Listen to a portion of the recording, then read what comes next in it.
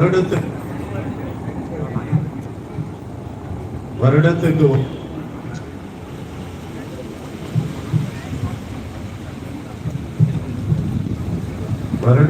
ஒரு தடவை அதை இது மாதிரி ஏற்றி நாம் எந்த அளவிற்கு உயரம் போறோம் அப்படிங்கறத செக் பண்றது தான் இந்த கொடியேற்ற விழா.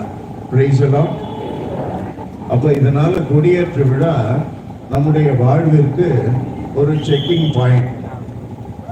அது நம்ம மனசு இதை அடிக்கடி செக் பண்ணணும் பார்த்தீங்களா, அது மாதிரி தான் நம்ம வாழ்க்கையை அடிக்கடி செக் பண்ணணும்.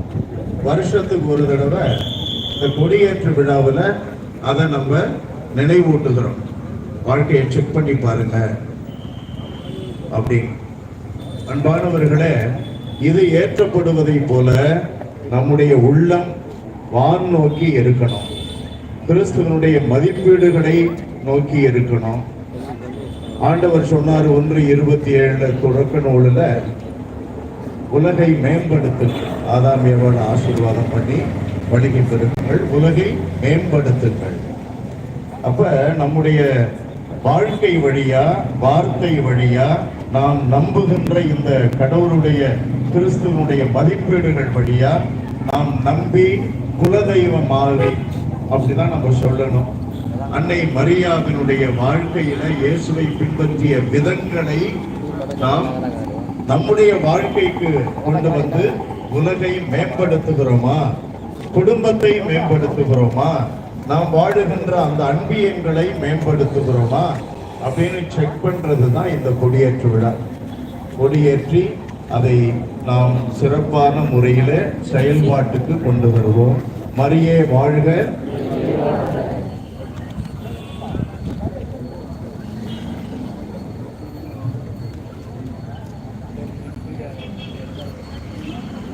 அன்னையின் இனிய நெஞ்சங்களே, முதற்கண் உங்கள் அனைவருக்கும் இந்த குழுவில் அனைத்து குருக்களின் சார்பாக ஜெபம் கலந்த அருள் நிறைந்த வாழ்த்துக்களை சமர்ப்பிக்கின்றேன். எஸ்சாயா இறைவாக்கினர் 5ஆம் அதிகாரம் அருள்வசனம் 26. அவர் தொலைவில் உள்ள பிற இனத்தாருக்கு ஓர் அடையாள கொடியை காட்டியுள்ளார். அவர்களே, ஏற்கனவே அருட்தந்தை ஒரு அருமையான இந்த கொடி அடையாள பொருளை நமக்கு விளக்கியுள்ளார். விவிலிய அடிப்படையிலே கொடியானது கடவுளின் பிரசன்னத்தையும் கடவுளின் பாதுகாப்பையும்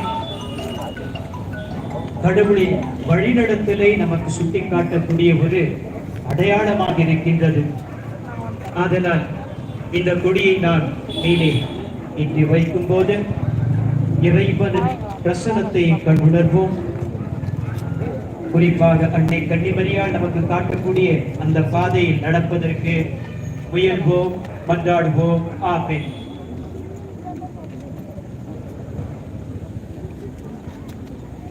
ஆண்டவருடைய பெயரால் நமக்கு உதவி உண்டு. ஆண்டவர் உங்களோடு இருப்பதாக. மன்றாடுவோமாக. இறைவா, மக்கள் நாங்கள் பாதுகாவலரின் திருநாளை கொண்டாடினார் செய்திருக்கும் இக்கொடியை ஆசீர்வதித்து புனிதப்படுத்தி அருளும். உயிர ஏற்றுப்படுவது போல இவர்களுடைய உள்ளங்களும் விண்ணகம் நோக்கி உயர்த்தப்படுவனவாக.